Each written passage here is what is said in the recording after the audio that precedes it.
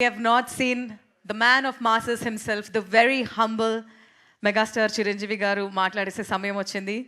So before that, can I request you all to give a huge shout out, huge energy.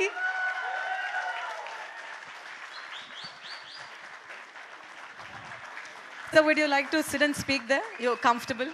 Hearty welcome, sir. Okay.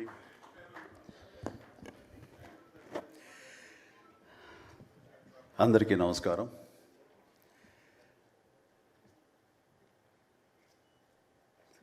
దిగ్దర్శకులు Raghavendra గారు, కోదండరామరెడ్డి గారు, Gopal, young directors like Bobby, Vasishta, like నా నిర్మాతలు అల్లు అరవింద్ గారు, అశ్విన్ దత్ గారు, K S Ramarao, Shyam Prasad Reddy, Gemini Kiran, Tammareddy Bharadwaj గారు, అలా young producer Vicky and పాత్రికేయ మిత్రులకు, అలాగే నా బ్లడ్ బ్రదర్స్, బ్లడ్ సిస్టర్స్, నా హృదయపూర్వక నమస్కారం. సో ఫస్ట్ ఆఫ్ ఆల్ ఈ ఈవెంట్ ఇంత గ్లామర్గా, ఇంత మెమొరబుల్గా ఉంది అంటే దానికి ప్రధానమైన కారణం నా మిత్రుడు అమీర్ ఖాన్. అమీర్జీ, thank you so much. And with a small message and a phone call you made it, and your presence made this moment as a memorable moment. Really thank you so much. And I never forget this gesture from your side. And about Guinness Book of World Records, then ఊహించండి, I never expected, never dreamt about Guinness Book of World Record, because Guinness Bookకి మనకి ఏంటి సంబంధం అనే ఒక ఆలోచన ఏమైనా ఉంటుంది కదా సహజంగా. అలాగే నాకు అలాంటి ఆలోచన ఏమి లేదు. అలాంటిది నేను ఎదురు చూడనటువంటి ఒక గొప్ప ఆనర్ ఈ రోజున నాకు నా జీవితంలో నా ఈ సినీ ప్రస్థానం సంబంధించి తారసపడినందుకు ఆ భగవంతుడికి, దానికి కారణభూతులైన మా దర్శక నిర్మాతలకు, నా అభిమానులకు ఎప్పుడు నేను రుణపడి ఉంటాను. Thank you so much.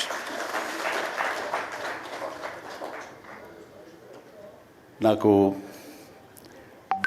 Dances మీద, బహుశా నటన కంటే కూడా ముందు నుంచి కూడా డ్యాన్సెస్ మీద నాకున్నటువంటి ఇంట్రెస్ట్ ఈ రోజున ఈ అవార్డు వచ్చేలా చేసిందా అని నాకు అనిపిస్తుంటుంది.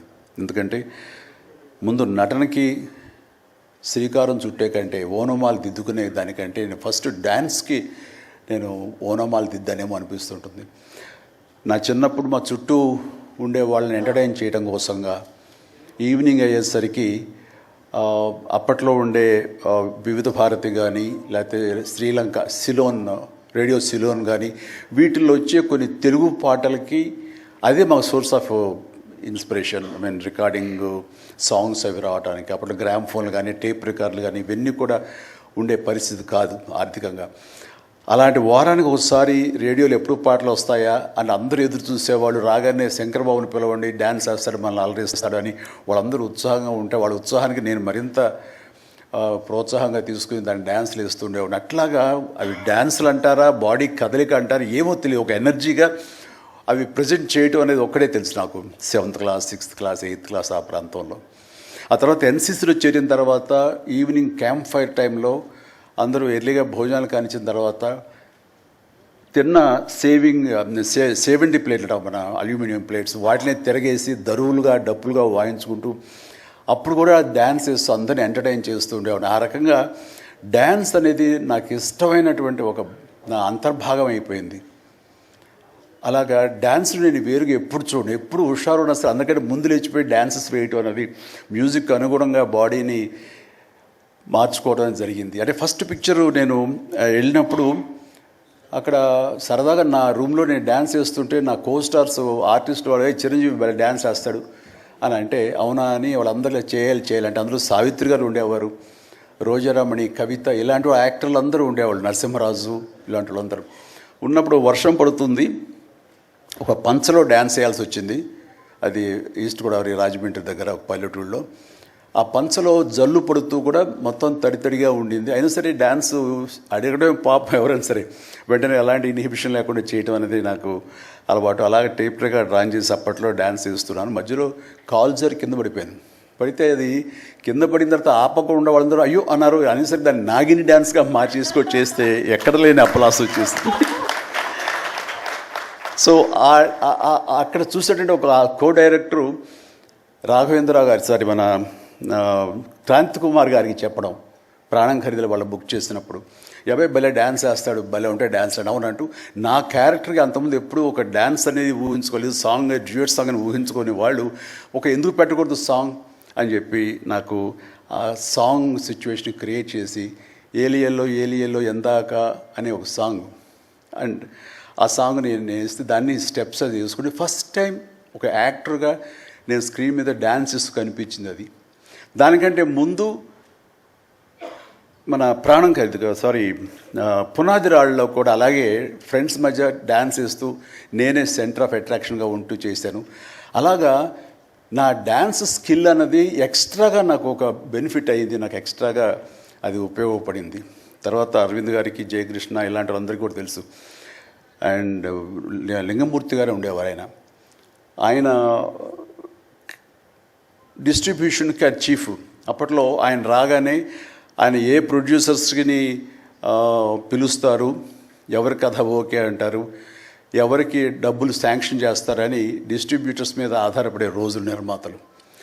అలాంటి సమయంలో వేరు నాకంటే సీనియర్ హీరోస్, పెద్ద హీరోస్ ఎవరితోటో కథలు అనుకుంటుండగా చిరంజీవి అని అతను కొత్తగా వస్తాడుగా, అతనితో పెట్టి చేస్తే మీకు ఇంత డబ్బుగా ఇస్తాను, లేదంటే మామూలు అయితే కనుక దాన్ని లిమిటెడ్గా ఇంతే ఇస్తాను అనేసరికి డబ్బు ఎక్కువ ఇస్తానంటున్నారు అంటూ ఆయన లింగమూర్తి గారు నన్ను రికమెండ్ చేసేసరికి నా వైపే అందరూ కలిసి ఇతనే పెట్టుకుందాం అనేవాళ్ళు.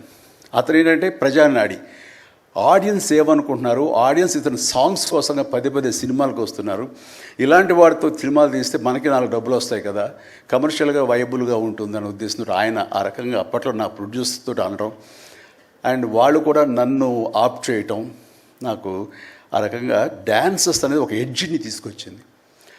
ఆ తర్వాత నా నిర్మాతలు కానీ, నా ప్రొడ్యూసర్స్ కానీ, నా మ్యూజిక్ డైరెక్టర్స్ కానీ, నా కోరియోగ్రాఫర్స్ కానీ వీళ్ళు నా సాంగ్స్ అనేసరికి ప్రత్యేకమైన శ్రద్ధ పెట్టేవాళ్ళు. అంటే మ్యూజిక్ పరంగా కానీ, బీజిఎమ్స్ పరంగా కానీ ఆ సాంగ్స్ అనేవి ఖచ్చితంగా ఉండాలని. దత్తు గారితో నాకు ఎప్పుడు దెబ్బలాటాయి.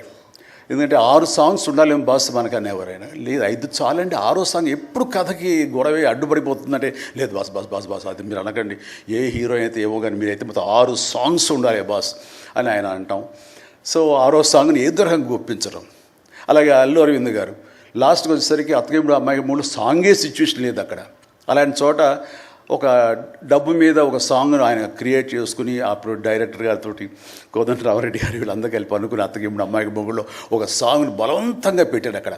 ఆ టైంకి అది బలవంతంగా ఉంటుంది, కథ డిస్టర్బెన్స్ ఉంటుంది, కానీ సాంగ్స్ ఒక ఎడ్జి తీసుకుంటాయి. సాంగ్స్కి స్పెషల్ ఆడియన్స్ ఉన్నారు. ఆ ఆడియన్స్ సాంగ్స్ మళ్ళీ రిపీట్ చేసేవాళ్ళు. అప్పట్లో ప్రొజెక్టర్ ఆఫ్ చేసి మళ్ళీ రీప్లే చేసేవాళ్ళు. ఆ రకంగా సాంగ్స్ యొక్క ప్రత్యేకత నా జీవితంలో, నా సినీ కెరీర్లో, నా యొక్క విజయ పరంపరలో అది ఒక అంతర్భాగం అయిపోయింది. ఆ రకంగా సాంగ్స్ అనేది ఏదో సరదాగా హాబీగా చిన్నప్పుడు మొదలుపెట్టింది. అది ఈ రోజు వరకు నాకు విపరీతమైన ఫ్యాన్స్ని తీసుకొచ్చి డాన్సెస్ అంటే చిరంజీవి చేయాలి అన్నంత పేరు తీసుకొచ్చి నాకు ఈ రోజు ఇదిగో ఈ Guinness book of world records నాకు తీసుకొచ్చేలాగా చేసింది. సో ఇది నిజంగా అనూహ్యమైంది. ఏదో నటనకు వస్తుంది అన్నారు, వస్తుంది. అలాగే పర్సనాలిటీకి, మన సీనియారిటీకి అవార్డ్స్ వస్తాయి అనుకున్నా వస్తున్నాయి, అన్నీ అవుతున్నాయి. ఇంక ఎందుకు వస్తాయి, ఏమన్నా వస్తాయి అనుకుంటే కనుక ఈ రూపంలో వచ్చింది. ఈ రకంగా నన్ను వరిస్తుంది అనుకోలేదు. అది కాకుండా Guinness book of world records అన్నది. So first of all thank you so much mister Richard. You have come all the way to give me this honour in the name of prolific dancer, actor of Indian screen. Thank you so much. Thank you. And then ఇంతకు మించి నేను ఎక్కువ ఏమీ చెప్పలేను. But నా యొక్క ఈ విజయ పరంపరలో నేను కొనసాగడానికి నాకు ముందు నుంచి దోహదపడుతున్న నా నిర్మాతలకి, నా తోటి నటీనటులకు, నా టెక్నీషియన్స్కి, నా డైరెక్టర్స్కి, ప్రతి ఒక్కరికి హృదయపూర్వక ధన్యవాదాలు మరొకసారి తెలియజేసుకుంటూ ప్రతి ఒక్కరికి నా అభినందనలు. సెలవు తీసుకుంటాను. జై హింద్. Thank you.